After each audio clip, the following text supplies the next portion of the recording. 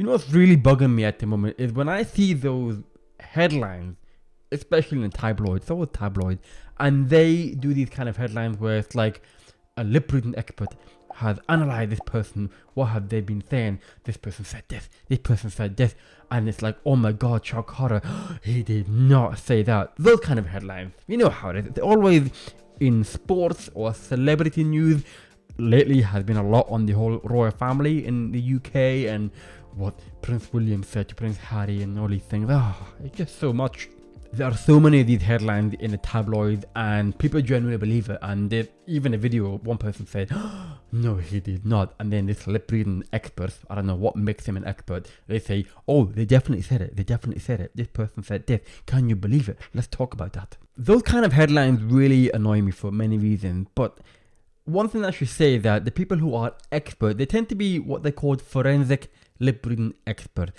I don't get it. I mean, maybe I need to speak to someone who knows more about it, but it just doesn't make sense to me. What they do is, a lot of the time, they analyze these people speaking, and in situations where it requires a court case, maybe there's a criminal investigation, they are brought in to just analyze what the person has said. The thing is though, I've talked about this before. I've talked about how lip reading is not a solution, it's not a be all end all. And people see it as like a superpower. If you can do that, then you will understand everything. And this is the problem with these headlines. I'm not having to go at these experts, not all of them anyway. What I'm really annoyed about is people will then believe in the fact that if you can lip read, then that's enough. That's all you need to do.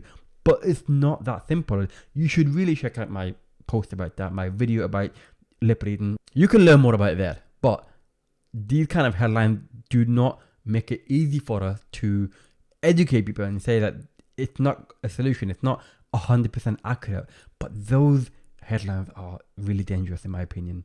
Unfortunately, these tabloid magazines, they make it believable, they make it shocking, those kind of clickbaity kind of headlines, and people genuinely believe it. And that makes it more damaging for people like myself, other deaf people, people who are hard of hearing, and they say that, okay, I can lip read a little bit, but I also need other things. But then the response might be, oh, if you can lip read, that's fine. I can say whatever I want, you'll be fine. And long story short about lip reading, it depends on many things, and it will never ever be 100% accurate. Unfortunately, those kind of tabloid articles don't really say that. They just tell you those brief moments and that's it. Move on to the next wild stories. It fails to explain, how inaccurate lip reading is, because it depends on so many things, like, is it clear, is it good lighting, can you really see their faces, is it visible, because I've seen those headlines where the title is, lip reading expert says, this person said this, but then you see the pictures of these people, lately the royal family, they're wearing a mask. It makes me wonder, what am I missing about lip reading through mask? Now sure, people will say, why are you complaining about it, and why are you the one who's speaking about it? It's not like you are an expert at it. Well, first of all, let me tell you, we are the expert at it. People who not just use it all the time, who depend on it, we live it.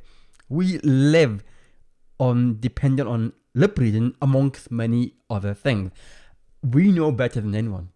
And we know what we're looking for and how to make it easy for us and how can it help us. We know better. We live it. And people can train, they can learn about it. But let's face it, we know how inaccurate it can be. We know what environment works best. We know what to look out for. And we just know that we can't just be completely 100% dependent on it. We require other things to just plug in the pieces in the jigsaw. So if you do want to ask that question, what makes us an expert? Well, we live it 24/7. I mean, okay, 24/7, no, okay, not while we're sleeping or when we're having a shower or brushing our teeth. Yes, put that aside. We just know what lip reading is about. But the problem is those annoying tabloid headlines with these people saying, we are the lip reading expert. They go on TV, they do these interviews. Prince Harry said this. I've read his lips, he said this, can you believe it? No, he didn't. Yes, he did. No, he didn't. Yes, he did. Oh, get over it. Yeah, you can see I'm annoyed by it. I am annoyed by it because it's just another thing that is kind of damaging what we need. And people will say, oh, it's fine, you're lip reading, that's all you need. And then they do other things. They say stuff like, can you lip read that person over there? Can you see that person? Oh, it's only a few miles away. You can read their lips, right? You're a superhero.